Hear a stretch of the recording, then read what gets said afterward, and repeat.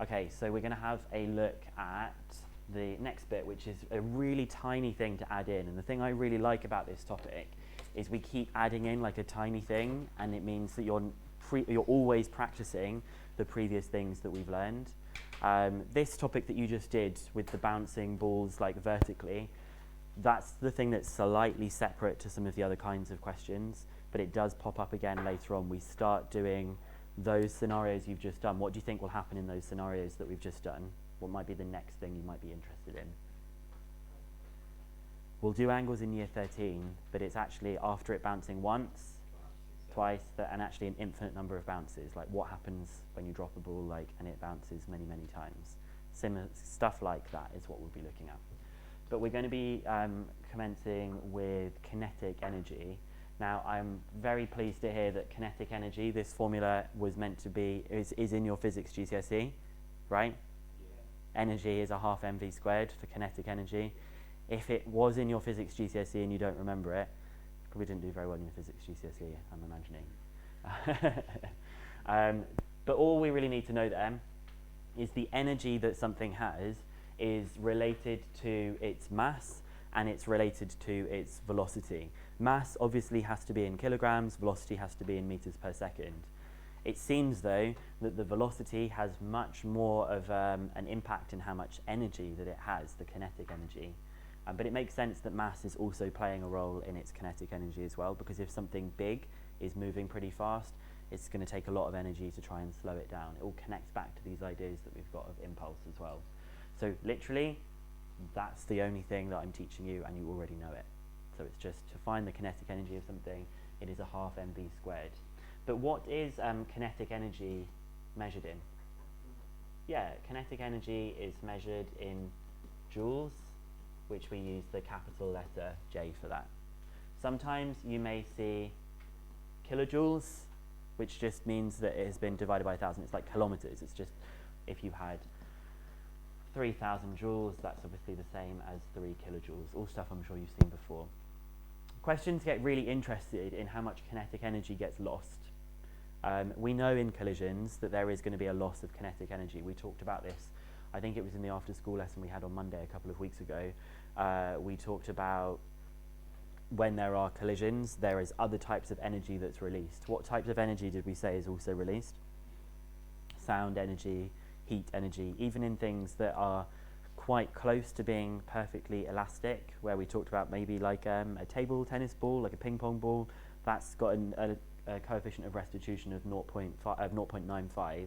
Even that is like releasing some energy when it like bounces on the floor. You hear that noise of it like hitting it as well. So in real life we never really have anything where E is 1, but obviously in mechanics we can still have these scenarios. So if you want to find out how much kinetic energy is lost, all you need to do is find out how much kinetic energy it had and take away how much kinetic energy it's got after the collision. There's nothing particularly difficult here at all. Just a couple of things to point out that we've already had these ideas. If the value of E is 1, there is no loss in kinetic energy because the collision is perfectly elastic. All of the energy is fully conserved. And if E is equal to 0, the loss in kinetic energy is the initial kinetic energy. In other words, all of the kinetic energy is lost.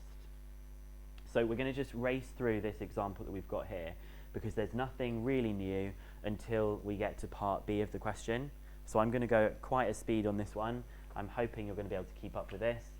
So we have two spheres, A and B, which have masses 3 and 5 kilograms respectively. A and B move towards each other in opposite directions along the same straight line on a smooth horizontal surface with speeds 3 and 2 respectively. So make sure that they're going towards each other like this. We get told that the coefficient of restitution is 3/5. And we don't know anything about their speeds down here, so I'm going to call those X and Y. And we're just going to dive in with our calculations. What should we do first? Should we just do PCLM? That seems what we always seem to do first.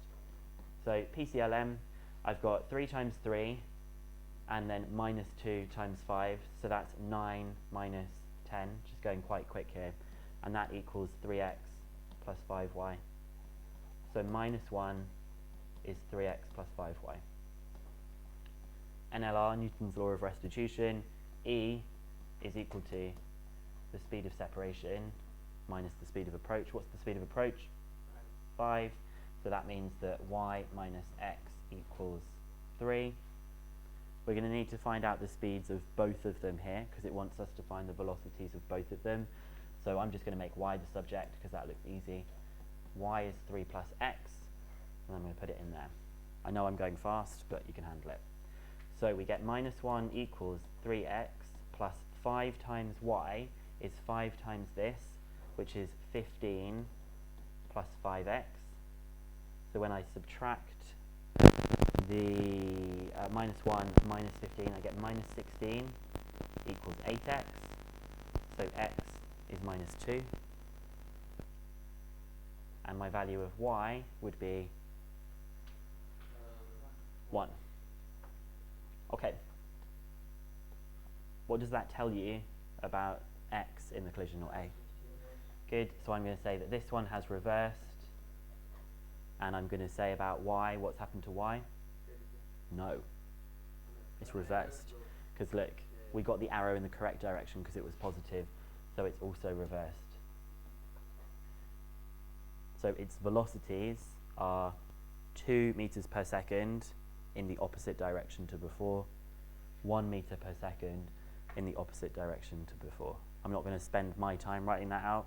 You should know in an exam, in a formal question, you need to give more detail than what I've written here. I'm just wanting to save a bit of time. Because I want to get onto the loss in kinetic energy due to the impact, I now just want to get onto what part B is. So rather than doing one long thing of saying that loss equals initial, take away final, just find out each bit separately and you'll find it keeps things nice and neat. So the initial kinetic energy that we have is, let's look at this one. It's going to be a half times the mass times the velocity squared coming from these bits, plus a half times the mass times 2 squared. Why am I not putting, why do you think I'm being lazy and not putting minus 2 squared? Because minus 2 squared is the same as 2 squared. So I'm just saving time knowing that actually when I'm squaring it, I don't care if it's going to the left or going to the right. The amount of energy it has is going to be the same. So we end up with 27 over 2 plus 10. So that is 23.5 joules. That's how much it's initially got.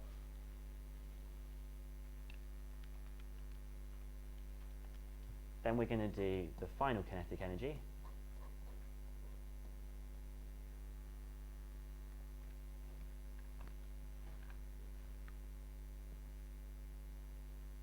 To mean, what will the final kinetic energy be?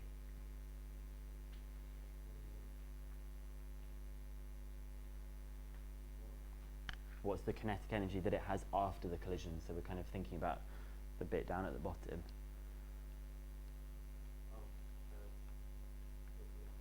Yep.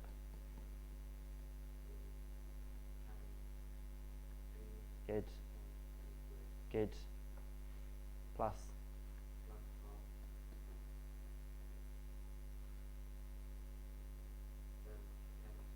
Good. Not times 2 squared for the last one.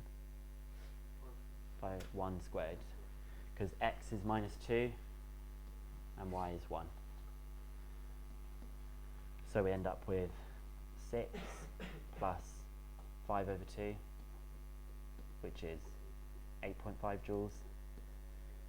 That's how much it had. That's how much it has. So the loss in kinetic energy is the difference between them. 15? My brain is fully not working today. So just 15 joules for that kind of one. There's nothing new here, is there? It's kind of weird that this is like a separate. We keep it separate so it's not like all overwhelming and all at the same time. But the main thing is we're getting so bored of doing PCLM and LR. They just did it to kind of make things a bit more interesting, I guess. So it loses quite a lot of energy here.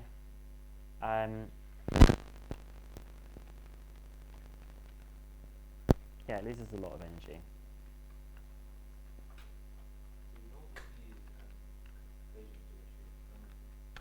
Which equations? They are in the formula book, but when we do those in regular maths, we will use them so frequently. It's the kind of thing I want you to start committing to memory. Because actually, I was talking to my year 13s about it, but we try and get a lot of stuff memorized throughout all of year 13 as well, because looking in a formula book during an exam is actually quite stressful. If you just know it, it's actually quite reassuring. It makes you feel good. Okay, everyone got that one down? So why don't you guys have a go at the start of this bit, and then I'll start doing it on the board, and we'll see how it goes. Just be aware it's all in kilograms already, so that's good.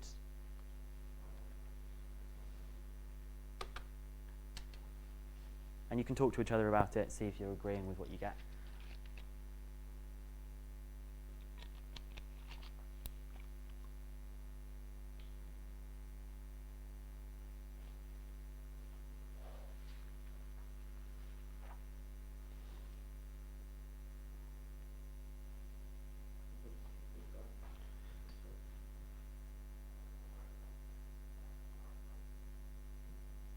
I can give you a bit of a hint if this is helpful.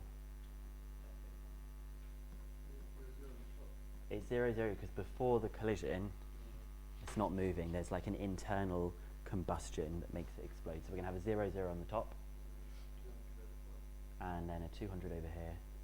What direction do you think the gun is going to be going in? Yeah, so I actually probably would do that one going backwards, because we know for a fact it's going to be going backwards. You know, when you see like cannons going off and how the cannon bit goes backwards.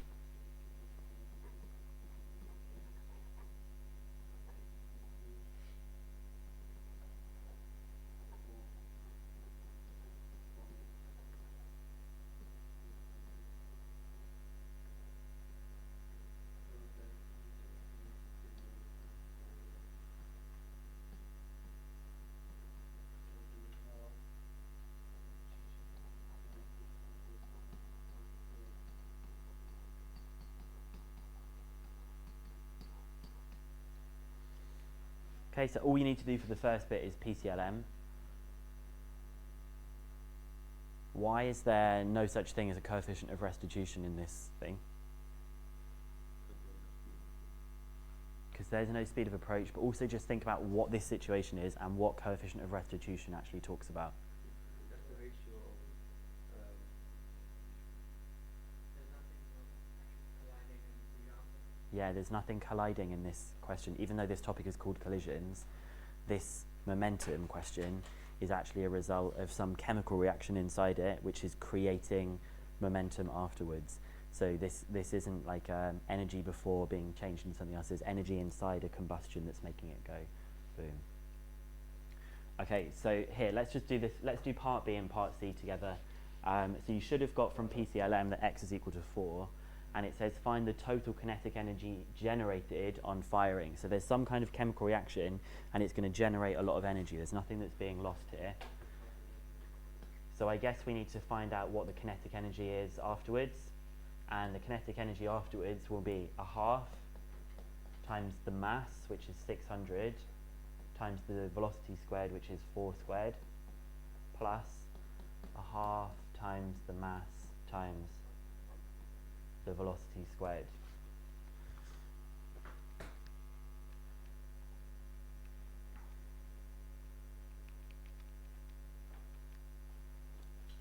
Which on your calculator gives you a lot of joules. Okay. If we do that to 3 significant figures, it would be 2, 4, joules. And if we put, always give it to yeah, so everything in mechanics we will always give to 2 or 3 significant figures. So it's going to be 245 kilojoules to 3 significant figures.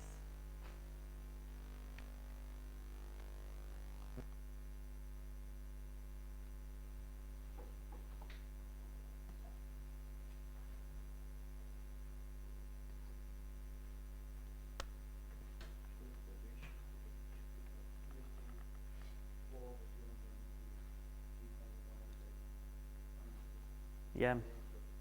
So the ratio of the energy of the gun to the energy of the shell. Okay, well the energy of the gun is this bit here, which is, how much was that?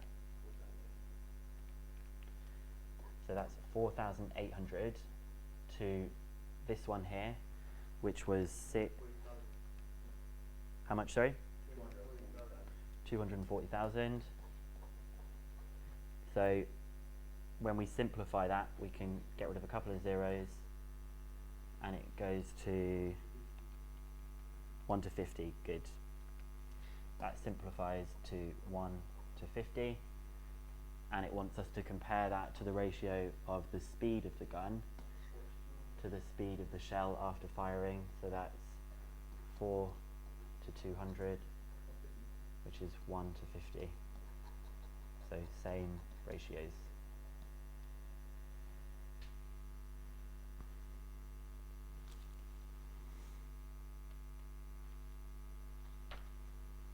Okay, I think, yes, Ishak.